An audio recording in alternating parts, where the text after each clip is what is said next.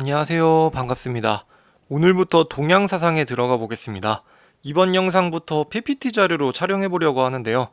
육아의 대표자 공자사상을 공부해 보겠습니다. 시대적 배경을 알면 도움이 많이 돼서 춘추 전국시대라는 배경부터 한번 살펴보겠습니다. 시작합시다. 렛츠 기릿! 자, 고대 중국에 주나라라는 왕국이 있었습니다. 기원전이니 굉장히 옛날이죠. 영토는 대강 이랬다고 하는데 이때는 지금처럼 스마트폰도 없고 자동차 비행기도 없는데 이 넓은 영토를 어떻게 다스렸을까요? 정답은 바로 봉건제도입니다. 왕은 수도권 지역을 다스리고 나머지 지역은 친족이나 충성스러운 신하인 제후들에게 나누어 줍니다. 그럼 제후들은 그 땅을 다스리면서 세금과 충성을 바치는 거죠. 자, 이렇게 왕은 수도권을 다스리고 나머지는 삼촌, 형, 사촌 동생, 신하 이렇게 나눠주는 겁니다. 이게 처음에는 굉장히 잘 됐습니다. 그런데 문제는 시간이 흐르면서 발생했습니다. 시간이 흘러 100년, 200년 막 이렇게 지나고 나니까 이제 촌수가 멀어지면서 더 이상 제후들과 왕은 친척 관계가 아닙니다. 그냥 남인 거죠. 그리고 충성스럽던 신하들도 후손들이 계속 이어받으면서 이제 남처럼 된 겁니다. 그렇게 다른 제후들이 주나라를 무시하고 막 제끼리 오고듭니다. 이렇게 혼란스러워진 시기를 춘추전국시대라고 합니다. 원래 춘추시대, 전국시대 따로인데 보통 그냥 이렇게 합쳐서 부릅니다. 주나라가 붕괴되고 모든 제후들, 국가들이 천하통일을 위해 치열하게 다투던 시기입니다. 이때는 백성들의 삶은 궁핍하고 도덕은 땅을 치던 시기입니다. 맨날 전쟁한다고 세금 뜯어가고 전쟁터로 끌려가서 죽고 막 난리인 겁니다. 참고로 이 춘추전국 시대를 끝내고 중국을 통일한 사람이 바로 진시황입니다. 진나라의 진자 그리고 처음 시자 그리고 황제할 때 황자 해서 진시황. 자, 다시 돌아와서 이렇게 혼란스러운 춘추 전국 시대의 문제를 해결하기 위해 노력하던 수많은 사상가들과 학파를 제자백가라고 부릅니다. 여기에는 공자를 비롯한 유가, 묵자가 주장한 묵가, 그 다음에 노자, 장자와 같은 도가, 한비자 같은 법가 등이 있습니다. 사상가들 얼굴 사진이고요.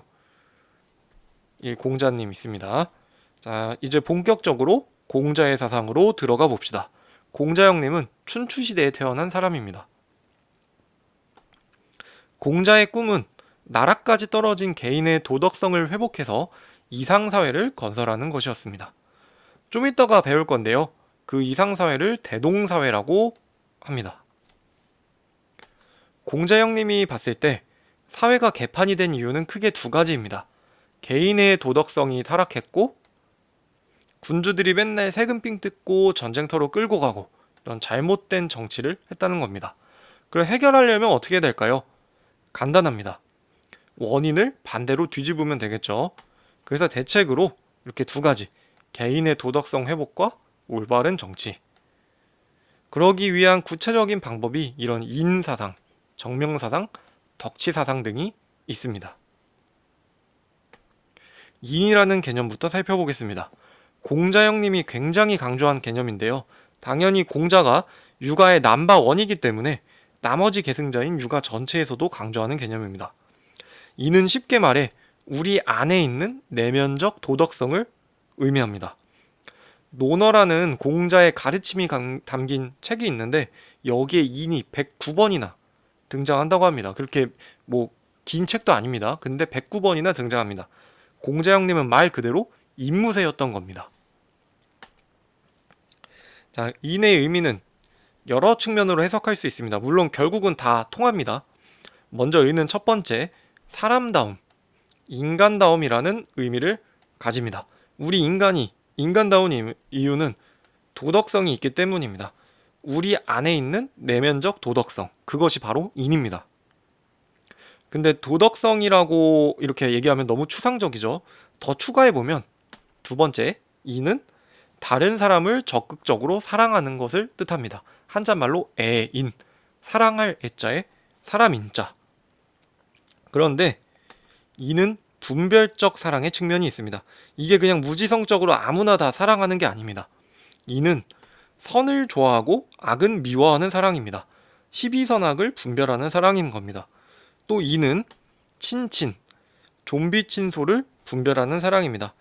친은 이게 친할 친자입니다. 그래서 친한 사람은 더 친하게. 좀비 친소, 나보다 높은 사람, 비천한 사람, 낮은 사람. 그리고 나랑 친한 사람, 나랑 먼 사람. 이 중에 나보다 높고 나랑 친한 사람을 더 사랑합니다. 그래서 여기서 우리는 잘 모르는 남보다 나랑 가까운 가족을 사랑하는 가족적, 혈연적 사랑의 특징을 알 수 있습니다.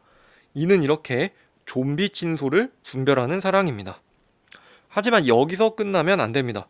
여기서 끝나면 우리 가족만 잘 먹고 잘 살자. 이런 가족 이기주의가 되겠죠. 공자형님은 여기서 끝내면 안 되고 이런 분별적 사랑을 확장해야 한다고 말합니다. 그래서 이는 확장적 사랑의 측면이 있습니다. 공자형님이 봤을 때 사람은 당연히 가족부터 사랑하게 되어 있습니다. 사실 맞지 않나요? 옆집 아저씨보다 우리 부모님이 더 좋겠죠. 그러니까 일단 우리 마음에서 우러나오는 대로 가족부터 잘 사랑하고 거기서 옆집 아저씨, 친구, 우리 사회 전체로 확장하라는 겁니다. 자, 인의 의미 세 번째, 인은 극기복례입니다. 자신의 이기적인 마음을 극복하고 이게 극기, 그리고 예로 돌아가는 것 복례, 이것이 인입니다. 사실 표현은 달라도 앞에 봤던 인의 첫 번째, 두 번째 의미와 일맥상통하는 말입니다. 내 이기적인 마음을 극복하고 예절에 따라 행동하는 게 바로 도덕성이죠. 그리고 여기서 언급된 인과 예의 관계는 잠시 후 살펴보도록 하겠습니다. 어우 힘들다. 이렇게 인의 의미를 살펴봤는데요. 공자형님이 친절하게 인을 실천하는 덕목까지 알려줍니다. 바로 이 두 가지. 효도, 어른 공경입니다. 한자말로 하면 효제입니다. 그래서 우리 동양 유교 사회에서 어른에 대한 효도와 공경 강조하는 이유가 바로 여기에 있습니다. 인을 실천하는 방법도 두 가지가 있습니다. 먼저 충. 이 한자말을 뜯어보면 가운데 중자와 마음 심자가 합쳐진 건데요. 우리 마음의 중심이 잘 잡혀 있다는 겁니다. 그래서 막 흔들리지 않는 거죠. 여기 뿌리 깊은 나무를 생각하면 됩니다. 뿌리 깊은 나무는 아무리 비바람이 몰아쳐도 흔들리지 않습니다.